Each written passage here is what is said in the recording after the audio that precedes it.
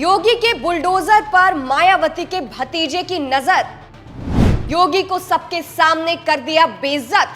ना ये सुरक्षा दे पाए, ना ये शिक्षा दे पाए, ना ये रोजगार दे पाए।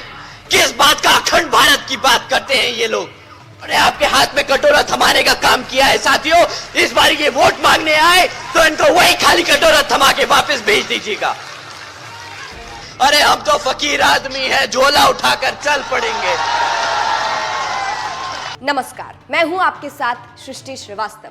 उत्तर प्रदेश में योगी के बुलडोजर की सबसे ज्यादा चर्चा है और बीजेपी इस बात पर गर्व भी करती है, लेकिन कहीं ना कहीं जनता इस बुलडोजर से घबराती है। योगी के बुलडोजर से जनता नाखुश है, जिसको लेकर अब बसपा प्रमुख मायावती के भतीजे आकाश आनंद ने भी आवाज उठाई है। लोकसभा चुनाव के बीच आकाश आनंद ने ऐसी बात कही है कि योगी खुद गुस्से में आ जाएंगे। चलिए आपको भी बताते हैं पूरी खबर के बारे में। दरअसल लोकसभा चुनाव में इस बार मायावती की पार्टी अकेले ही ताल ठोक रही है। बीजेपी और इंडिया गठबंधन के लाख मनाने के बाद भी मायावती नहीं मानी है और अकेले ही चुनाव लड़ रही है। ऐसे में बीजेपी और इंडिया गठबंधन दोनों की ही मुश्किलें बढ़ेगी, क्योंकि मायावती का अच्छा खासा अपना वोट बैंक है। अपने प्रत्याशियों के नाम का ऐलान भी बसपा ने कर दिया है। इसी सिलसिले में बरेली से बसपा प्रत्याशी छोटे लाल गंगवार के लिए प्रचार करने बसपा के राष्ट्रीय कोऑर्डिनेटर आकाश आनंद बरेली पहुंचे और वहां उन्होंने योगी सरकार की धज्जियां उड़ा दी। योगी के बुलडोजर पर आकाश आनंद ने उठाए सवाल। बरेली में आकाश आनंद जमकर दहाड़े। उन्होंने योगी सरकार की धज्जियां उड़ा दी। जहां बीजेपी योगी के बुलडोजर का गुणगान करती है, वहीं आकाश आनंद ने इसकी सच्चाई बताते हुए कहा, आप किस बात के अखंड भारत की बात करते हैं? आप लोगों ने धोखा नहीं दिया, गद्दारी की है। आप देशद्रोही हैं। जिनके सर पर छत थी वो भी छीन ली। गर्व से बोलते हैं कि बुलडोजर की सरकार है। लोगों ने आपको इसलिए वोट नहीं दिया था कि आप उनकी छत उजाड़ दें। आगे आकाश आनंद ने कहा, अगली बार आप लोग इनके हाथ में कटोरा दीजिएगा। उन्होंने आपको कटोरा देने का काम किया है। इन्होंने आपके इतिहास को खत्म करने की कोशिश की है। अगर बहन जी नहीं होती तो ये हमें कब का निपटा चुके होते। इस बार आप लोग इनको खदेड़ देना।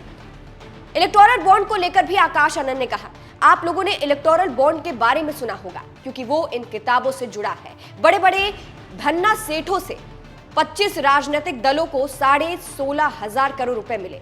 इसमें बीजेपी से लेकर सपा तक थी, लेकिन बसपा का नाम नहीं था।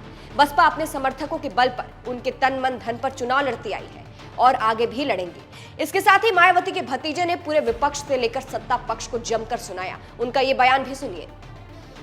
साथियों, इसके साथ साथ यहां कांग्रेस भी आपके बीच में आएगी। वो भी भैया एक देश के कोने से दूसरे कोने से चलने का काम कर रहे हैं। बोल रहे हैं कि हम भारत जोड़ेंगे। पिछले 60-70 सालों में तो उनसे भारत बना नहीं। पता नहीं अब कौन सा फेविकॉल लेके घूम रहे हैं कि जो भारत जोड़ेगा। आजकल बोल रहे हैं कि भारत की जनता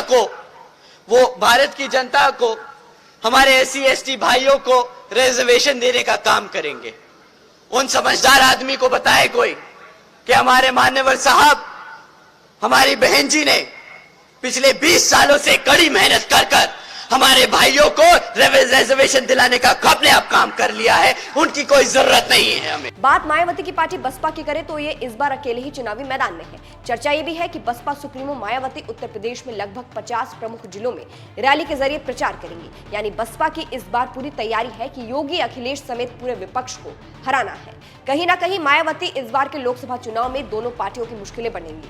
दोनों से दलित वोट मायावती छीनने की ताकत रखती है। फिलहाल जिस तरह से मायावती के भतीजे आकाश आनंद ने योगी की नींद उड़ा दी है, एक तरीके से बुलडोजर पर बयान देकर, सच्चाई बताकर, उस पर आपकी क्या राय है कमेंट करके जरूर बताइएगा। नमस्कार।